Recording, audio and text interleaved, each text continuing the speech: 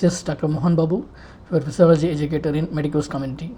Today, here we are to discuss about lung volumes and capacities. What is lung volume?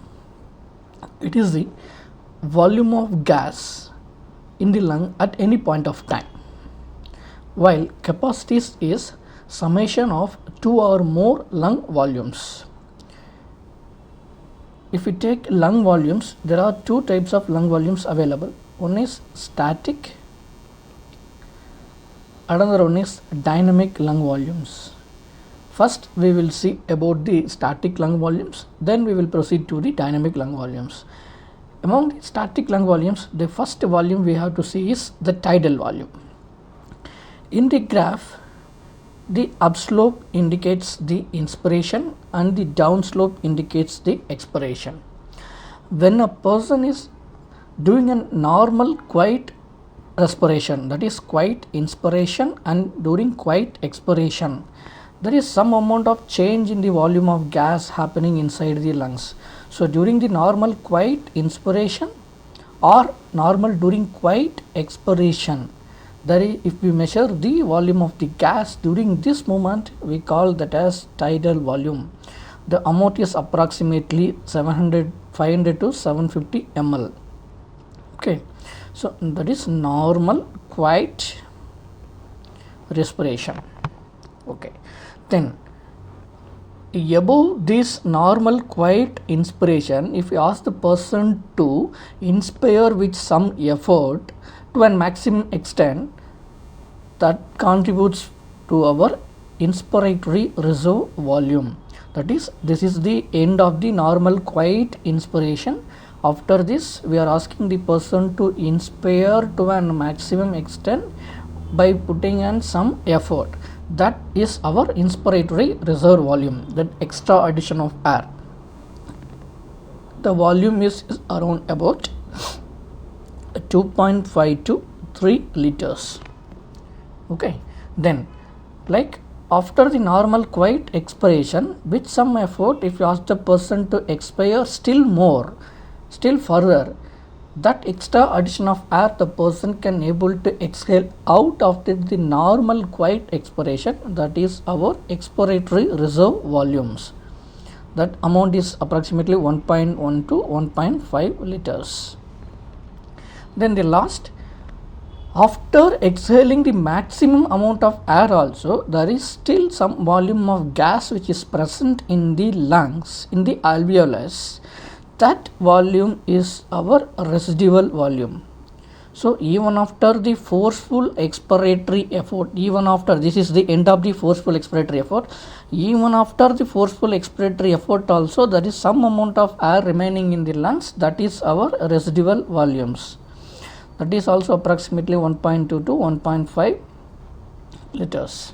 Okay, so these are the four static volumes you should always remember. Okay, so that is tidal volume, IRV, inspiratory reserve volume, expiratory reserve volume, and residual volumes. Then we are going to see about the capacities, lung capacities. As we know, lung capacities is summation of lung volumes. First, inspiratory capacity. Inspiratory capacity is the summation of inspiratory reserve volume plus tidal volume. Then functional residual capacity. This is the amount of air remaining in the lungs after normal quiet expiration. That includes expiratory reserve volume plus residual volumes. It is at this capacity, or it is at this point, where the elastic recoil of the lung alveolus and the elastic recoil of the chest wall are in a balanced state. Then we are going to say about vital capacity. Vital capacity is after taking a maximum inspiratory effort, if you ask the person to exhale fully, that is our vital capacity. Maximum inspiration, and we have to ask the person to do maximum expirations. So that includes inspiratory reserve volume plus tidal volume plus expiratory reserve volumes. also can be mentioned as inspiratory capacity plus ERV. Okay, then total lung capacity is the sum of all the volumes including residual volumes. So all the combination of 4 volumes, IRV plus tidal volume plus ERV plus residual volume, or simply we can mention as vital capacity plus residual volume is total lung capacity. This contributes about 6 liters. Vital capacity is around about 4.8 liters. Okay, functional residual capacity is like 1.5 plus 1.5 is around 3 liters. Okay, so this is about static lung volumes and the capacities. Here, in order to measure these lung volumes, we need an apparatus called as spirometry. But the disadvantages is that the lung volumes which doesn't come out of the lung cannot be measured, like residual volume, functional residual capacity and total lung capacity. These 3 volumes cannot be measured. You just simply remember it as, since residual volume cannot come out from the lung, we cannot measure that volume by spirometry. Since residual volume is a part of functional residual capacity and total lung capacity, that cannot also be recorded by using the spirometrist. But these 3 things, that is residual volume, functional residual capacity and total lung capacity, can be measured using these 3 techniques: plethysmography, nitrogen gas washout technique or single breath nitrogen washout technique, and helium dilution technique. Among these 3 techniques, plethysmography is the gold standard one, but we can use this any one of the 3 methods to measure this. Okay, then we will move to the dynamic lung volumes and capacities.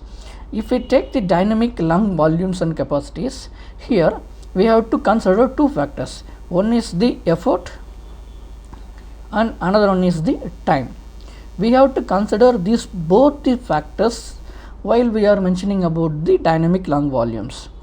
The first dynamic lung volume we are going to see about forced expiratory vital capacity, which is nothing about, we are going to ask the person to do one vital capacity procedure only, but we have to incorporate 2 factors. That is, one is effort, that is we have to ask the person to do one forceful and the maximum inspiration first, then we have to do the forceful and maximum expiration, plus we have to do as fast as the person can able to do.